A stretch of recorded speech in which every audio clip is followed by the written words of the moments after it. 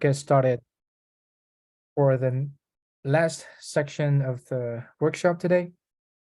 So where were we? So we just finished the theory section of Hamiltonian Replica exchange.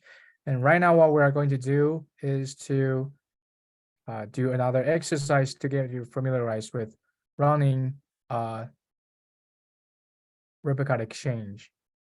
I have only 8 minutes left, so I probably need to launch a new Jupyter notebook.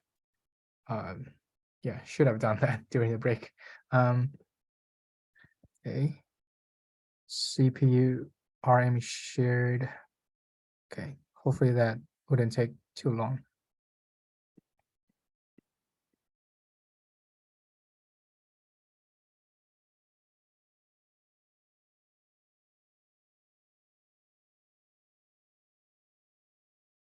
Well, but before my session is end, I could probably still use it. So let's just keep working on the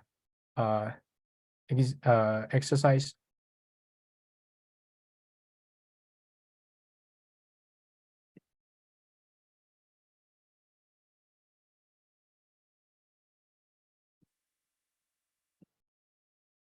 Okay, so here we have the Hamiltonian Replica exchange molecular dynamics exercise. And in this exercise, we are going to use a different test system, which is also a very small system. As I mentioned in the presentation, we are going to use a four-site system, which is basically like a four linearly connected interaction sites. And the goal of this practice is to calculate its solvation-free energy from Hamiltonian Replica exchange. So this is pretty different from like the calculation of like the calculation of free energy as a function of a collective variable, because there is no specific collective variable that we are biasing here, but just the solvation free energy itself. So here we are going to use 8 different alchemical intermediate states, which means that we are going to run 8 replicas for the Hamiltonian Replica exchange. And using these 8 intermediate states, we are going to gradually turn off the van der Waals interactions between the molecule and the solvent environment. So importantly for this molecule, because there are no charges, so there is no need to gradually turn off the electrostatic interactions. So I guess in like real world cases, it is more common to turn off the van der Waals interactions as well as the electrostatic interactions, but because there's no need to do that here, so we'll just like decouple the van der Waals interaction in this simple case. But the first thing is that we need to decide like what lambda values we are going to use for each of these 8 alchemical intermediate states, and we call the collection of these lambda values as the alchemical pathway. So theoretically, the alchemical pathway should be independent of the free energy, the free energy difference, but the choice of alchemical pathway will greatly affect the sampling efficiency. So it is still important to use a good alchemical pathway, and here are a few rules of thumb that are pretty common. First of all, we want to maximize the similarity between the neighboring states. This means that the neighboring states should have like enough overlap such that the system can jump between different intermediate states. So this is not new. We have seen that in previous exercises, like basically a sufficient overlap between neighboring states. The second rule of thumb is that we always want to turn off charges before turning off the van der Waals interactions, so there won't be infinite attractive potentials. So you can imagine a case where so if we have a molecule that has charges on like some of the atoms, and if we first turn off the van der Waals interactions, then there will be no repulsive forces when we are like turning off the charges.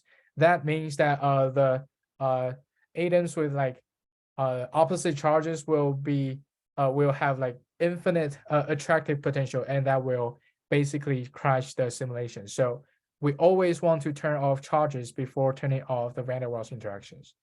So this is very important, but this is not relevant in our case because we don't have electrostatic interactions to be turned off. for this case. But if you're doing your own research, this rule of thumb is pretty important.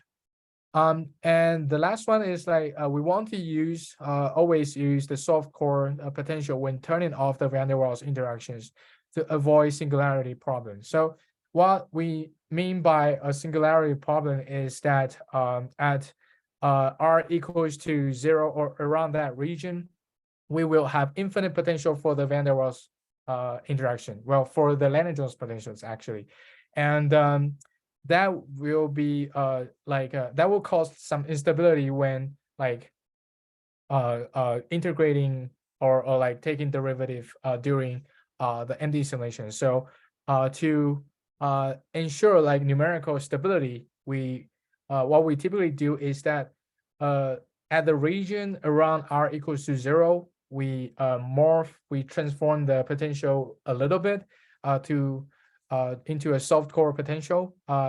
So using soft core potential will not really like influence the accuracy of the calculation, but it will make the numerical calculations more stable. So these are probably the three most important rules of thumb if you are doing alchemical free energy methods. Not just for like Hamiltonian replica exchange. If you are doing like expanding ensemble or any other kinds of alchemical free energy methods where you need to specify the alchemical pathway, then these rules of thumb could be helpful. Yeah, specifically, soft core just means you chop off the infinity. If you look at a Lennard-Jones sphere, the repulsion goes up as r to the minus 12, so it goes up to infinity. So you sort of cap that off. Yeah, that's right. Yeah. So so the first step is that we are going to prepare the input files for the exercise. And again, here are just a bunch of commands that I use to get rid of output directories. And the major differences between the MDB file we use for Replica exchange and the one we use for standard MD simulation is the options that we use to specify the free energy calculations. So this is like the end part of the hremd.mdb file that we are going to use. So this is just like the file we have available in the inputs directory, and these lines are the only difference that you will see when comparing this MDB file with the MDB file for standard MD simulation. So first of all, for free energy calculations options, we of course want to set free energy as yes to use free energy calculations, and calc lambda neighbors. This is just like an option for like specifying the output related to outputs is this, and we want to set it as -1 if we want to use m bar to perform free energy calculations. And the next two options are like parameters for specifying the shape of the soft core potential, and these are just like common choices that you could use. And in this case, we are going to turn off the interactions between the ligand and the solvent, so we are specifying mole type as Lig here.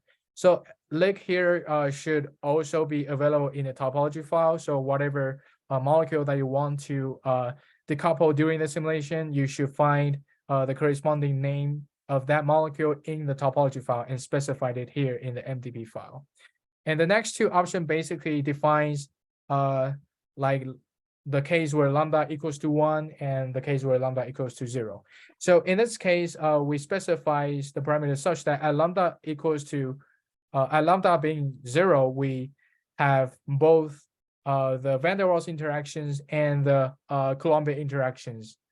Okay, I reached the limit. I'll finish this slide though. So at lambda being 0, we have both non-bonding interactions being on. So in this specific case, using VDW-Q and VDW wouldn't make a difference because we don't have electrostatic interactions anyway. At lambda being 1, there is no non-bonding interactions. So that means that when we change the lambda from 0 to 1, we are actually turning off the interactions. And of course, you can reverse the order such that lambda being 0 is equals to 1 and lambda being 1 is equals to it corresponds to the case where we have like all the non-bonding interactions. But here, the way that I'm specifying the parameters is just like a conventional way that people do in alchemical free energy calculations. And here is another important parameter, the initial lambda state. So in this case, we are going to run 8 different simulations for 8 alchemical intermediate states. And each of the simulations should start from different alchemical intermediate states. The first simulation should start from this first intermediate state with an index of 0. The second would start from the second intermediate state with an index of 1. So this line would actually be the only line that is different across different NDP files that you would use for different replicas simulations. Yeah, we will see that later. And these are just options that we can specify the output. So after the simulations, we will get like DHDL files where we can get the derivative of Hamiltonian as a with respect to lambda as a function of time. So these are just options for like specifying the output frequency and the type of energy output to the DHDL file. And the last line, which specifies our alchemical pathway, here I'm just using like roughly linear spacing for van der Waals, for turning off the van der Waals interactions.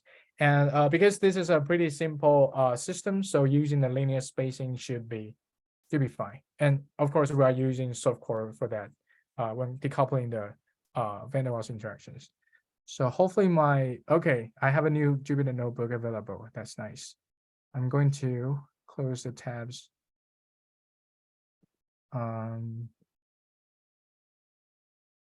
me stay.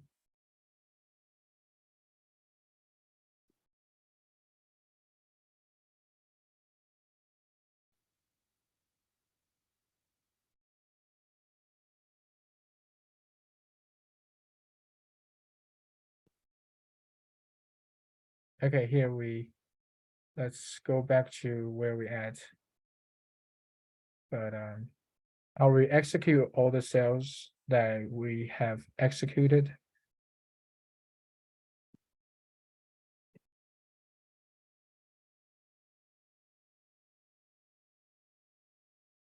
Oh, actually, we didn't go to that far. Okay, well, that's fine. I just, yeah, so this is where we were before. So yeah, so this is like the NDP options that you will use in a replica exchange, Hamiltonian replica exchange.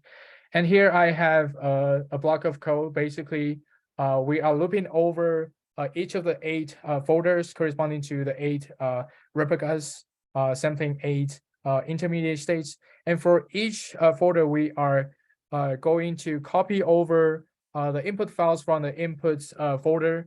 And then we are going to modify the line that specifies the initial lambda state for each, for different replicas. So each replicas will start from a different alchemical intermediate states.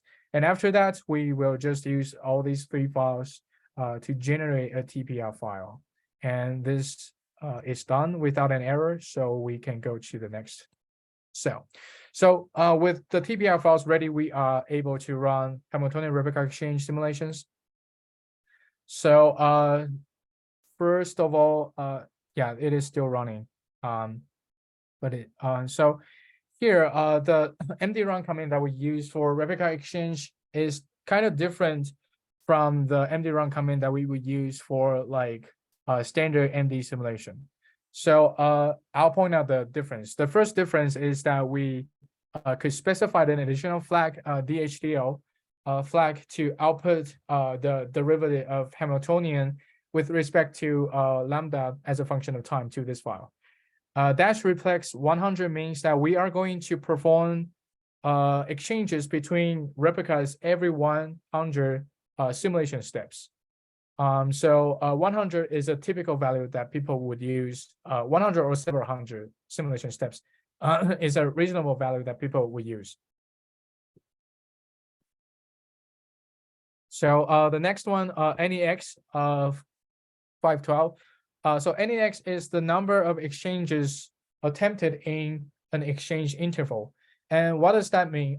So NEX 512 here means that every time we want to like go to the next iteration, we we like propose 512 different swaps, and then for each of the proposed swaps, we will calculate the transition probability and figure out like the combinations, the ordering of the replicas after that 512 attempts. So that is like one exchange interval, and after that we can go to the next iteration. And again, because we are running simulations in parallel, so we are using the multi-dir option with folder name specified after it. And here I'm using like no append option. So this is not always necessary, but I prefer to use it. Basically, what this is doing is that when you run when you want to like extend the simulations for multiple times, you will get like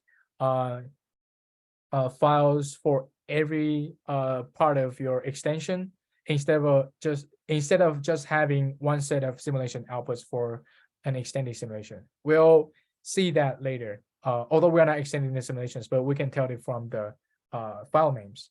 Okay, so here we have like 8 replicas, so we can use like 8 MPI processors, but we only have like 8 cores anyway, and each of them is only using one OpenMP thread. The system is small enough such that using this kind of configuration shouldn't take too long to finish. And now the simulations has been done. And after the simulation is on, we can perform our data analysis. So the first of all, we have like DHDL files. So let's take a look at what we have right now. So in each of the state folder, you are going to see a bunch of typical simulation outputs that you will get from an md-run command. And you can see that there is a part like part 1, part 2. Well, in this case, we've just done our first simulation. If we want to, if you extend the simulation, then you will get a bunch of another simulation outputs with part 2 in the file names. Yeah, so basically this is enabled by the no append command, no append option that I used in the md-run command. But what's important here is that we have a dhdl.xvg file, which has the time series of the derivative of Hamiltonian with respect to the alchemical variable lambda. So here are just an additional steps that would make our data analysis easier. My habit is that I'll because we have like multiple simulations, multiple folders, and all of them have the same file name like dhdl.part1.xvg. So what I like to do is that I'm going to group all of the xvg files from different folders into one folder that is called dhdl files here, and I'm going to rename the dhdl files so that it's easier to like identify different dhdl files in the simulations. So sorry, in the analysis. So I just executed the cell. Again, here are just a bunch of settings that I like to use and a bunch of modules that we need to use for this analysis. And you can see that we need to use PyMBar, but mostly we rely on the functionalities provided by alchem-lib. So alchem-lib is another very useful package for you to analyze data for alchemical free energy calculations. It is essentially using PyMBar functions like a wrapper, but basically it's like pretty easy and pretty convenient to use. So I would definitely recommend that package for free energy calculations. And the protocol we are going to use here for alchemical free energy calculations is not too different from what we used when we used PyMBar to calculate free energy profile for umbrella sampling. So basically what we are going to do right now is that we are going to collect DHDL files from all the different folders and replicas. And for each replica, we are going to decorrelate the samples, the time series, and we concatenate all the decorrelated time series. And after that, we feed the entire concatenated data to the n-bar estimator to estimate the free energy difference. So here I'm just going to execute the cell.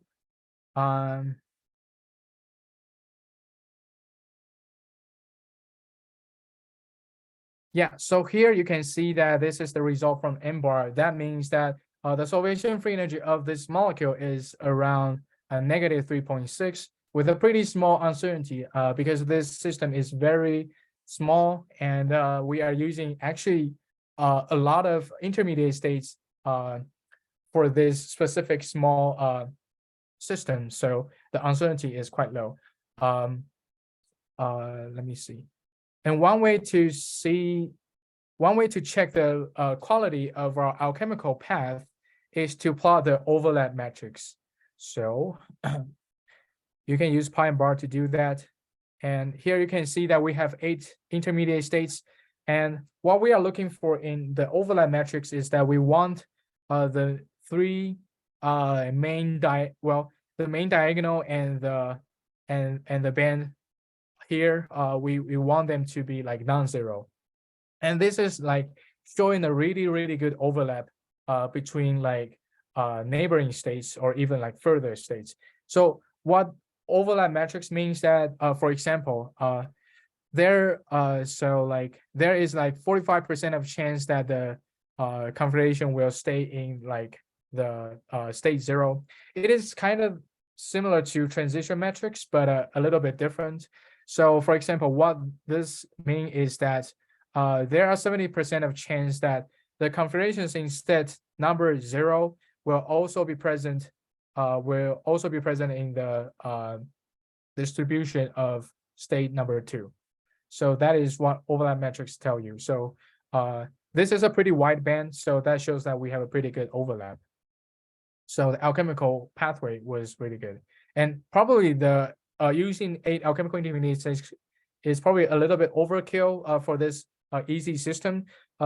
Typically we want to look for like around 60 to 70%. Like 70% is typically good enough in the main diagonal. But now we have like 40%, so that is like really good. Like the sampling was pretty diffusive in the alchemical space. And the log file basically will show you how the replicas were exchanged. You can check the log file using like VI or text editor you would like. But basically it will show you how the replicas were exchanged. And from that, I wrote a function to extract the continuous trajectories from different replicas. And then you can plot like different configurations as a function of well, basically the sampling of different configurations. So you can see that all of these configurations were able to sample the alchemical space pretty comprehensively. So that is a good sign. We have a good sampling, so that is a go. And here are just the references relative to the relevant to the tutorial. Here is an excellent review on alchemical fringe methods if you are interested in more details. And these are just methods that proposed the method itself. So the takeaway here is that the alchemical path is important, and there are a few rules of thumb to take care of. And also, like using our Hamiltonian replica exchange, we are able to calculate the solvation free energy of a molecule. Okay, so this ends our 4th exercise, and I'm going to check if there is any question in the chat unanswered.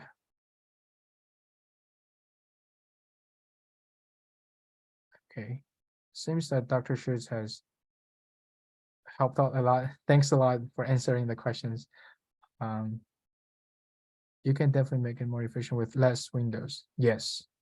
Yeah, so for the case, we could definitely use like probably 4 states is enough, I would say.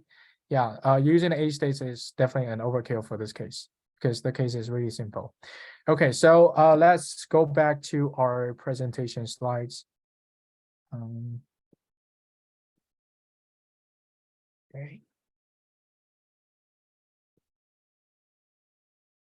So is everyone able to see the presentation, just to make sure one last time? Yeah, looks good.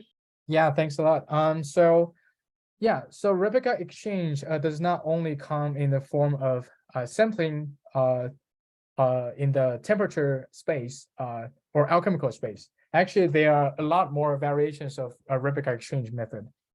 It is a very flexible method. So, for example, we can change the way that Hamiltonian varies between intermediate states.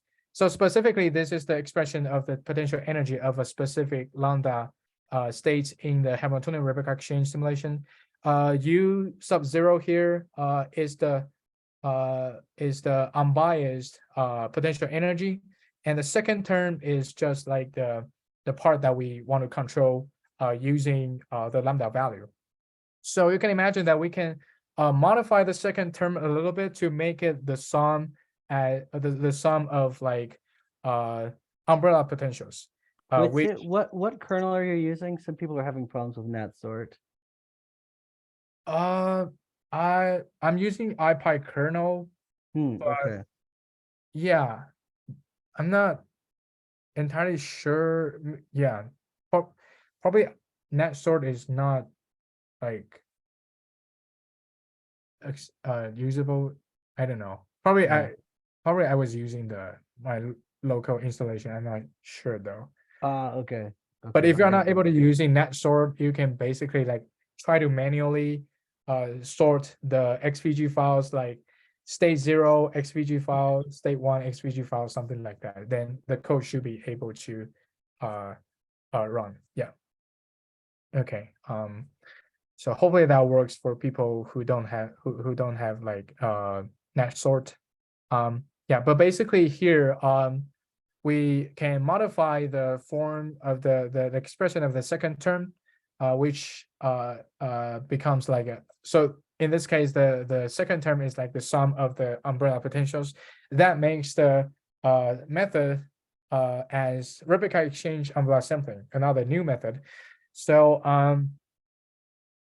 So you can imagine that in Replica exchange umbrella sampling, we can just periodically swap the coordinates between replicas having different umbrella potentials. So it's nothing too different from the replica exchange methods that we've seen. It's just like new wine in an old bottle. So here comes the one last exercise where we want to run this Replica exchange umbrella sampling. So let's go back to the Jupyter notebook. Okay.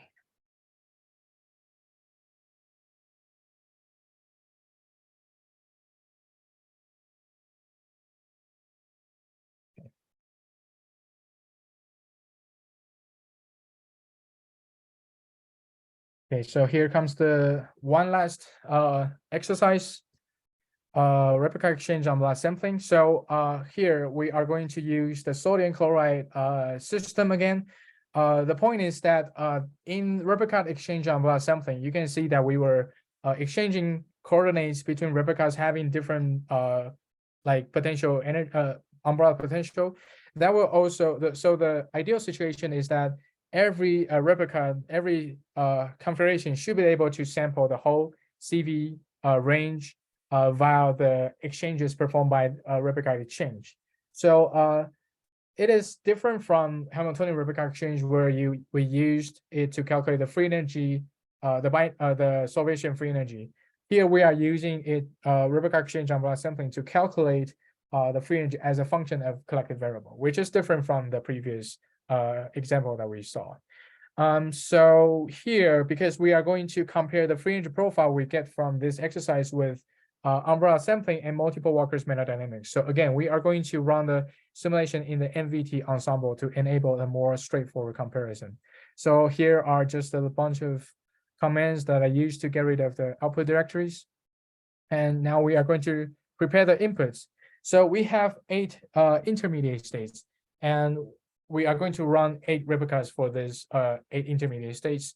So each of them will have a different center for the umbrella potential, and that will require us to get up set up like 8 folders, sorry, So here, what these comments are doing is that it create folders like rep0, rep1 up to rep7, and in each folder we copy over the GROW file, TOP file, and the MDB file. Notably, we are using like exactly the same NDP file that we used in the MVT standard MD simulation. You might wonder why, and the reason is that the point is that it is possible to perform like replica exchange umbrella sampling in using only GROMACS, just as what we did in umbrella sampling in exercise 2. However, performing replica exchange umbrella sampling in GROMACS is probably not as straightforward as using the help from Plummet. And so if you want to run a replica exchange umbrella sampling in GROMACS, then you would need a section of pool code. And here we are using Plummet to define the restraint, so we don't need the pool code in our MDB file anymore. That makes our MDB file that we are using here exactly the same as the MDB file that we would use for a standard MVT MD simulation. So Plummet has a really good advantage of like really high flexibility in formulating the restraint. So you can not only do like distance restraint or dihedral restraint, you can like customize any restraint dependent on a collective variable that you're interested in your replica exchange umbrella sampling. So that is definitely an advantage in Plummet. So here, what I'm doing here is that I'm going to, because I have 8 folders. Each folder already have the GROW file, MDB file, and a TOP file. So the only input file that we are missing here is the Plummet input file. So we have 8 folders. That means that we are going to create 8 Plummet input files for each of these folders. And each of them will be a little bit different, and I'll show you the difference. And the point is that, so these comments are for like writing a new Plummet.dat file for each of the 8 replicas. And after the Plummet.dat file is also ready, then we can use md-run command to run the we can use the grump command to generate a TPR file for the MD simulations. And I'm going to talk a little bit about the Plummet input file that you are going to use in this case. So at the beginning of this code, you see that I define a batch array of like the centers I want to use for umbrella sampling. So here you can see that I chose the centers to be at 0.25, 0.33, 0.3, blah, blah, blah, up to 0.6, which are basically the same as the set of centers we used in umbrella sampling, but a little bit different, but approximately the same. It's easier to like specify outside the for loop. And then in the for loop, while we are writing the Plummet input file for different replicas, then we can use the $signs to iteratively like change the value of this. So you will get an input file that has the value for at equals to being 0.25 and then 0.3 up to 0.6 for the last replica. So right now, the command has been done without an error. So we can go to the next section, which is running replica exchange umbrella samplings as we have TPR files ready. So the command is nothing too different from what we've done in the previous exercise. We use 8 MPI processes, and the only difference is that now, since we are using Plummet, we should have this additional flag to pass in the Plummet input file. Otherwise, this command is pretty much the same as the one we used in the previous exercise on Hamiltonian replica exchange. Again, we want to use the multi-dir options to run simulations in parallel. We exchange the simulations every 100 steps, and we are using only one OpenMP thread for each of the replicas. So this is going to take probably like 2 minutes or so, hopefully not too long. And yeah, after that, then we can do some data analysis, which will be exciting because you get to compare different simulation methods. Okay, so now the simulation is done and there's no error. So let's do some data analysis. So first of all, let's check what kind of output we have. This is probably because that I ran the comment for the second time. I didn't delete the output files at the beginning, but basically what you will see is probably only like this set of output files, like covar file, collected variables as a function of time for each of the replicas. And you shouldn't have this one because this one is the one that we are going to generate right now. So let's go to the next cell. So in this Python code, what we are going to do is that we want to check the overlap between the distributions. And we were using exactly the same force constant, 8,000 for this case. This is the same as the force constant we used in the umbrella sampling. So as usual, like it is always recommended to check the overlap between neighboring states after you finish umbrella sampling or replica exchange umbrella sampling. So here I'm just like parsing the covar file from Plumet using np.log text, and then I plot for each of them. I plot a histogram for the ion pair distance, and it looks great, right? There is overlap for all pairs of neighboring distributions, so that is a good thing. So finally, we get to the point where we can calculate the free energy profile as a function of the ion pair distance using replica exchange umbrella sampling with the help of pi and bar. So the code that I'm using here is exactly the same as the code that we used in the umbrella sampling section. The only difference is that we specify like different parameters. Like this is just like an outputting frequency thing. We like re-specify the number of data points for each simulation. And also another important point, let's see.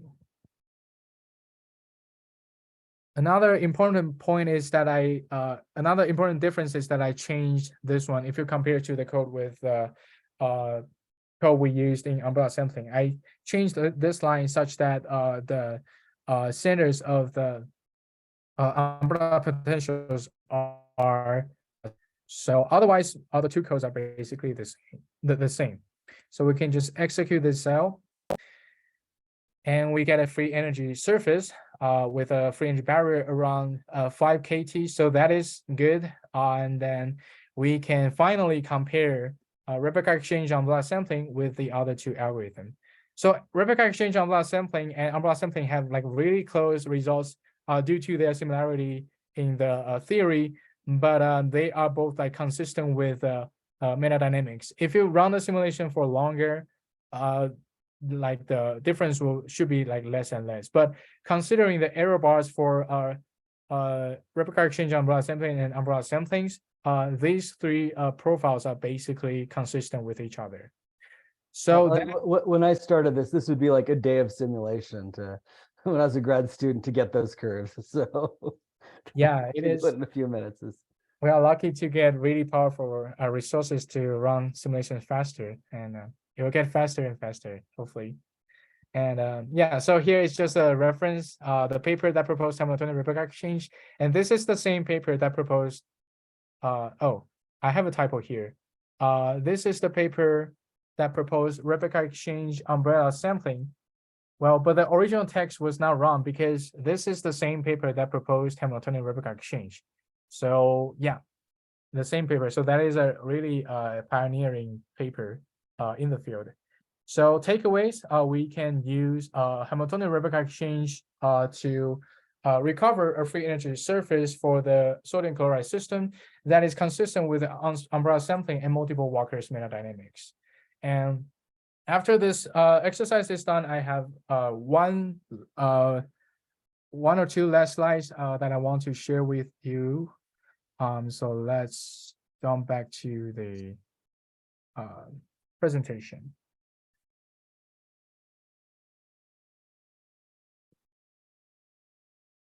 Okay, so is everyone able to see the presentation? Yeah. Yeah, thanks a lot for making sure for me. Yeah, so we have already seen like 3 different kinds of Replica exchange methods, including temperature Replica exchange, Hamiltonian Replica exchange, and uh, Replica exchange umbrella sampling. But actually, there are a much wider range that you can like apply this wonderful method. So basically, like for example, we can do like a 2-dimensional Replica exchange where we can simultaneously sample the Hamiltonian space and the temperature space. So this is like the expression, just the expression of the acceptance ratio used in this specific Replica exchange method. Also, we can do Replica exchange in the NPT ensemble where the volume of the system could be changing. So that's another variation that people proposed. And so far, the methods that we covered alternates between MC simulation and standard MD simulation. But the sampling in the configurational space is actually not required to be done using standard MD simulations. That means that Replica exchange can actually be combined with some other methods like metadynamics. So instead of proposing an exchange after running m steps of MD simulation, we can propose an exchange after running m steps of metadynamics or even other like advanced sampling methods. So that is a really powerful property of this specific family of methods. So for example, like bias exchange metadynamics and parallel temperature metadynamics are examples of combining Replica exchange method with metadynamics. And also there's another method that I'm currently working on that is called ensemble of expanding ensemble. So that's basically combining expanding ensemble and Replica exchange. So really from these examples, you can see that we can literally exchange coordinates between simulations at any different thermodynamic states as long as there is overlap and the free energy difference is meaningful. So I'm just like putting like random emojis here, but so to show you the idea that we can literally exchange coordinates between replicas at like a lot of very wild possibilities, different kinds of thermodynamic states. So this ends my session for today, and I'm going to check the chat to see if there is any question. And thank you so much for participating for today's workshop, and thanks a lot for finishing so many exercises during 3 hours. So yeah, thanks a lot for the participation. Yeah, I'll check the questions.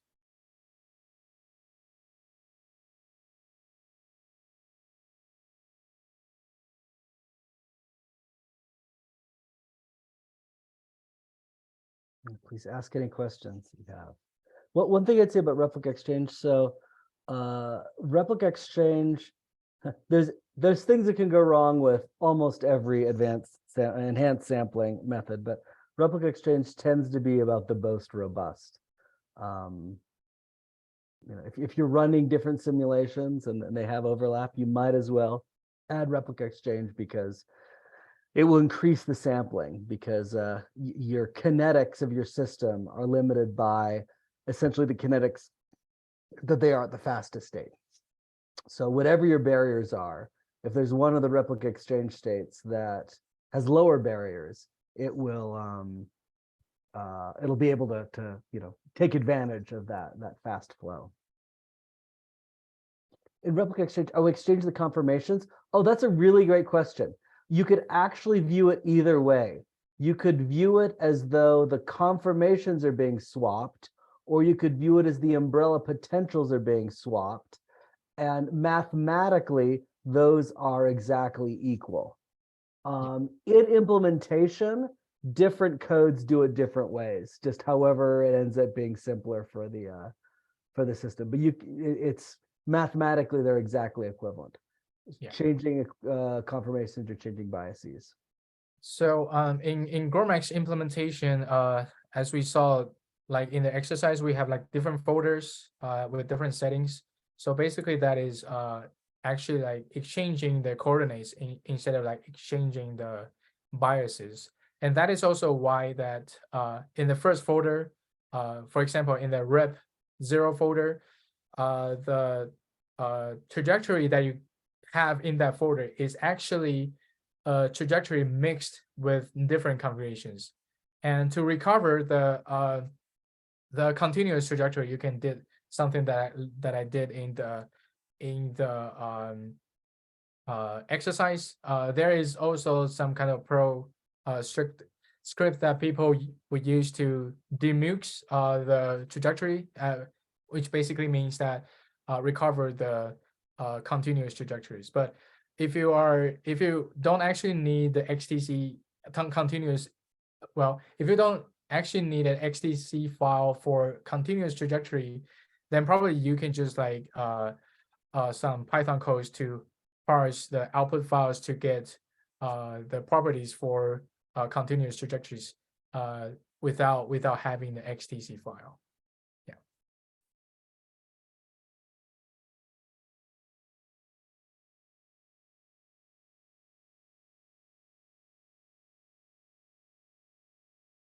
Yeah. Any other questions or?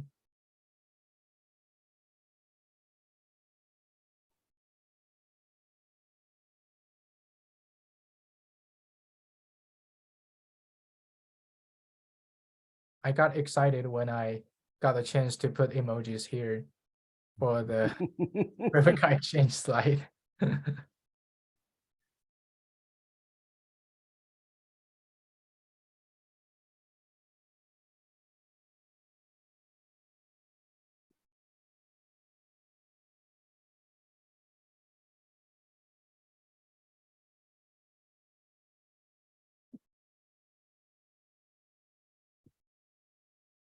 All right. Let's see. Any other so let's give Wei-Tse a round of applause for putting together this great or silent applause in your emojis. Thank you. Yeah. Any other logistics that we have right now? Wrapping up before tomorrow. I think the things were pretty smooth today. We've gotten used to the setup. So if there's no logistic issues, then let's end a couple minutes early and meet back up at the designated time, 12, 1, 2, or 3, wherever you are, tomorrow. Have a good night. Thanks.